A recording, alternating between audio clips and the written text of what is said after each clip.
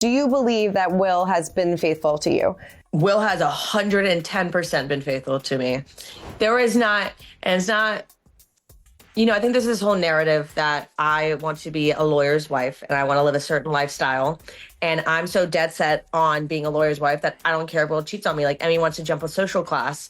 And there's no way for me to say it without saying it, but I grew up very privileged. I grew up in a very wealthy family. I grew up, you know, taking beautiful trips with my family, skiing every year. Like I was very fortunate growing up, and as was Will. But you know, Will is, you know, tens of hundreds of thousands of dollars in student loan debt right now. He doesn't have a trust fund sitting around waiting for him. Like there is, I am the breadwinner right now, so it's like, for me to see this whole narrative that, oh, she just wants to be a lawyer's wife and she doesn't care if he's cheating, like, I would dump Will in 2 seconds if he cheated on me. Like, gone, goodbye. You know, every man I've ever dated, I've broken up with. You know, I will not be disrespected. Do it once, I will warn you. Do it again, I'll break up with you and I won't look back. And that's how I've always been. You know, my parents instilled a lot of, you know, self-respect, and like my parents have a beautiful marriage and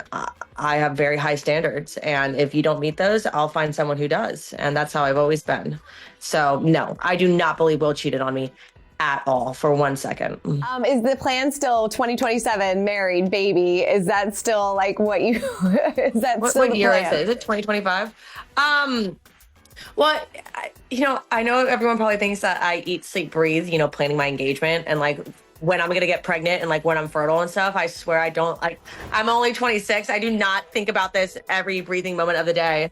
But Will is in school, so like Will has a 3-year plan because he's in school. So it only makes sense to then, you know, kind of build a plan off of that as far as our relationship goes. And, you know, it's crazy that we're here because realistically, this would be the year that he would propose, you know, in 2025, because Will graduates law school in 2026 and then he'll take the bar in July of 2026. And there's, you know, a few weeks to a few months before when you take the bar to when you start your job. And that would probably be the time frame when I would get married to Will, because you don't want to be starting a new law career while you're getting married. Like, so, I mean, yeah, I mean, you know, probably summer, fall of 2026 is probably when we would have a wedding, because it just makes sense. He's moving back to Charleston. He's graduated. We'd be looking for a house. Like, it wouldn't make sense.